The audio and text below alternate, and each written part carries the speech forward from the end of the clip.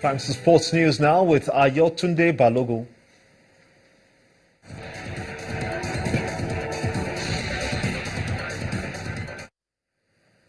Many thanks, Gimba.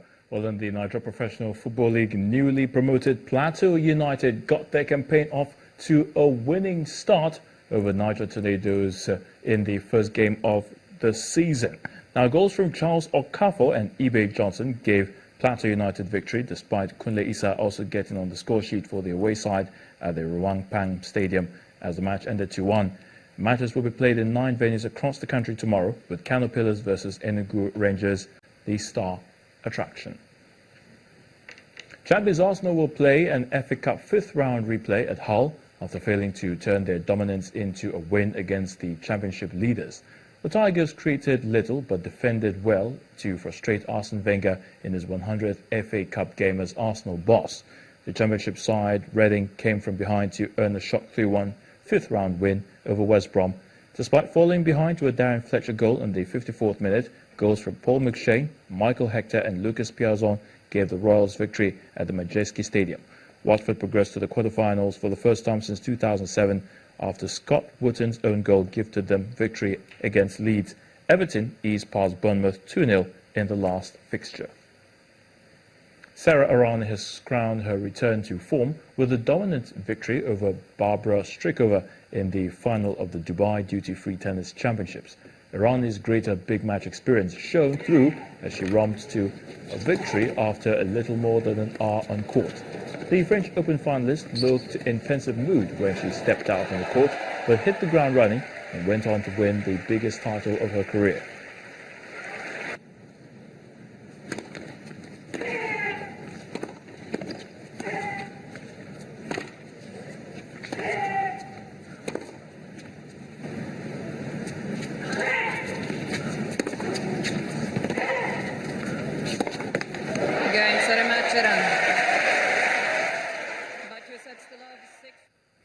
American boxer Charles Martin is open to a future fight against Tyson Fury if he successfully defends his IBF heavyweight title against Anthony Joshua.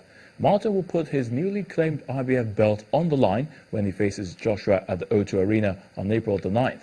Fury briefly held the title following his points win over Vladimir Klitschko in November last year, but the IBF stripped away the belt after the new champion was unable to face the mandatory challenger Vyacheslav Gladkov next. The 29-year-old instead battled Gladkov last month, taking the title after the Ukrainian pulled out in the 3rd round with a knee injury. And Britain's Mo Farah delighted the Glasgow crowd in Saturday's final race with a spectacular display in the 3,000 meters after a grueling 6-week training trip in Ethiopia. The 32-year-old world and Olympic champion looked in solid form, with Rio just 5 months away, as he burst away from a strong field in the last lap to take victory. And that's a wrap in sports news. I'm Ayotunde Balogun.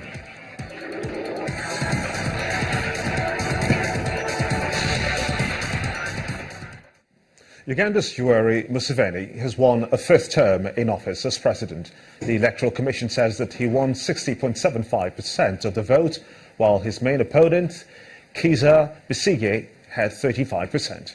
President Museveni will now serve another 5 years in office, having already been in power for 30 years. However, the EU observers have criticized the poll.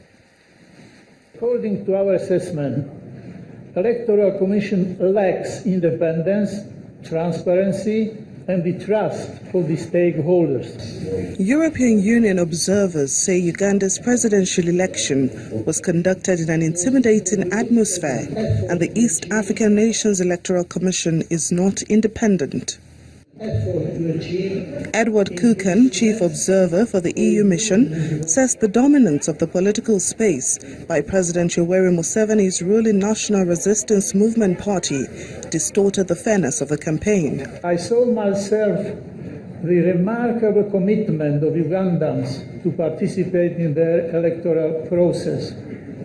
Regrettably, the Electoral Commission failed to communicate effectively steps that would have been needed to overcome growing tensions caused by the markedly delayed delivery of the voting material. 71-year-old Museveni has presided over strong economic growth but faces mounting accusations at home and abroad of cracking down on dissent and failing to tackle rampant corruption in the nation of 37 million people.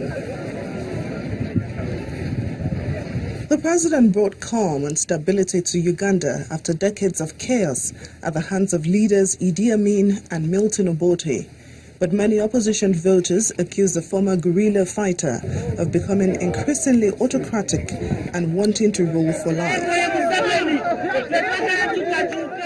On Friday, February the 19th, his nearest challenger, Kizza Besigye, was briefly arrested as he tried to dispute the results. Besigye's arrest, his third of the week, contributed to chaos in parts of the capital, Kampala. He has unsuccessfully challenged President Museveni in 3 previous elections. Well, a day after Britain reached a deal with the EU, Prime Minister David Cameron says that the UK will vote on whether to remain in the EU on Thursday, June the 23rd.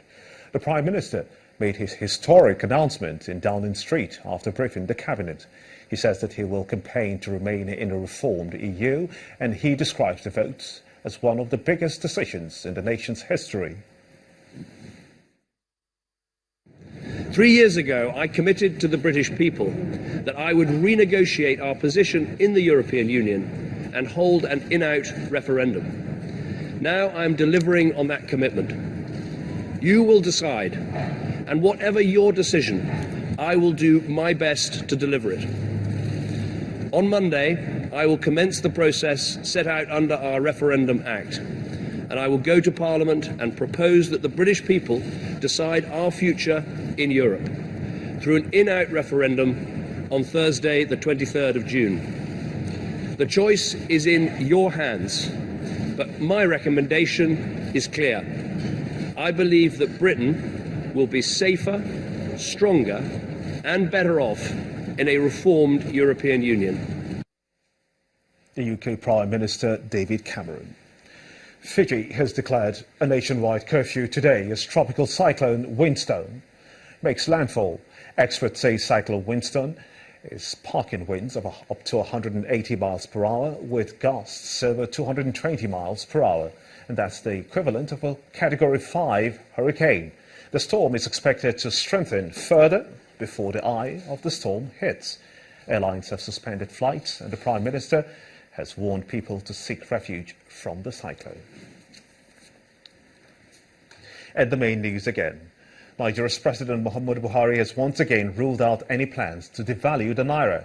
The president told a gathering in Egypt that his administration's priority is to provide food security for Nigerians. The president advised Nigerians with appetite for foreign luxury goods to continue paying for them, rather than pressuring the government to devalue the naira. The rerun elections conducted by the Independent National Electoral Commission across 7 states has been characterized by low turnout. And Ugandan President Yoweri Museveni has won a 5th term as president, extending his 30 years in office. And that's how it's been on the news at 10 tonight. I want to thank you so much indeed for being a part of it. I'm Gimba Umar on behalf of the entire production team. Have a splendid night rest. Good night.